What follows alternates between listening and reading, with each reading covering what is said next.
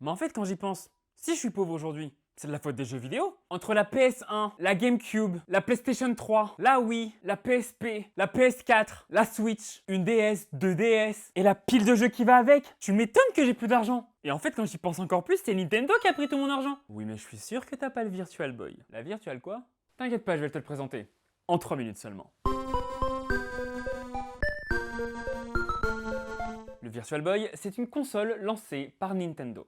Nintendo, c'est l'un des producteurs de jeux vidéo les plus anciens et les plus influents de l'histoire vidéoludique. L'entreprise est fondée au Japon en 1889. On sait tous qu'à l'époque, les jeux vidéo n'existaient pas. Alors effectivement, les jeux vidéo n'existaient pas, et à l'époque, Nintendo était un producteur de jeux de cartes très populaire au Japon, appelé Hanafuda. Ce jeu, créé au XVIe siècle, essayait de limiter l'influence des jeux d'argent venus d'Europe avec des cartes qui correspondaient à leur propre culture. Et donc, dans les années 90, Nintendo est l'un des acteurs majeurs du jeu vidéo. Début de la décennie, ils sortent la Super Nintendo qui va se vendre à quasiment 50 millions d'exemplaires.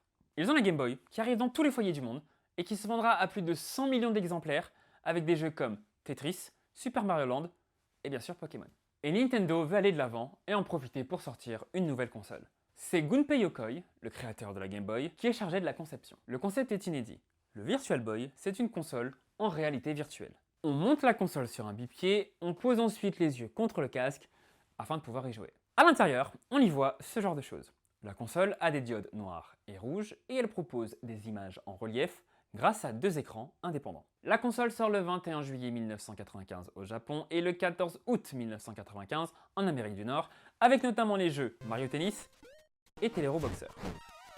À son lancement, les ventes ne décollent pas. Pire encore, les ventes sont catastrophiques. Le Virtual Boy ne se vendra qu'à 800 000 exemplaires, ce qui est bien loin des 50 millions de la Super Nintendo et des 32 millions de la Nintendo 64. Ouais, mais d'un côté, toutes les consoles Nintendo, elles sont super misogynes, entre la Game Boy Color, la Game Boy Advance, mais c'est pas le sujet. Si, c'est le sujet, et vous me ferez pas taire, je devrais le voir sur ce...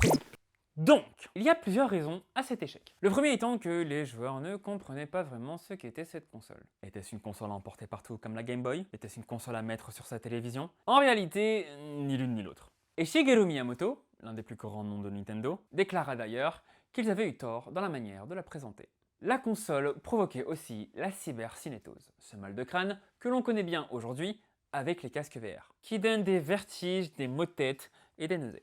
Pour expliquer vulgairement, les yeux perçoivent le mouvement, mais le cerveau ne le ressent pas, ce qui crée tous les symptômes. Si on ajoute à ça le bipied pas vraiment pratique, le fait que n'y a que 2 couleurs, que les jeux n'exploitent pas vraiment la technologie, qu'il n'y a pas un très grand catalogue, qu'en même temps la PlayStation, une console concurrente sortie un an auparavant, explose tous les records, ça explique un peu l'échec du Virtual Boy.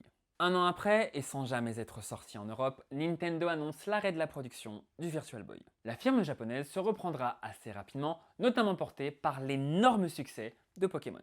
Le Virtual Boy, c'est une console de Nintendo sortie en 1995 qui proposait des jeux en relief, un concept innovant pour l'époque, peut-être même un peu trop. Le public n'a pas réussi à comprendre la console et les ventes du Virtual Boy furent tellement faibles que Nintendo décidera d'arrêter la production un an après.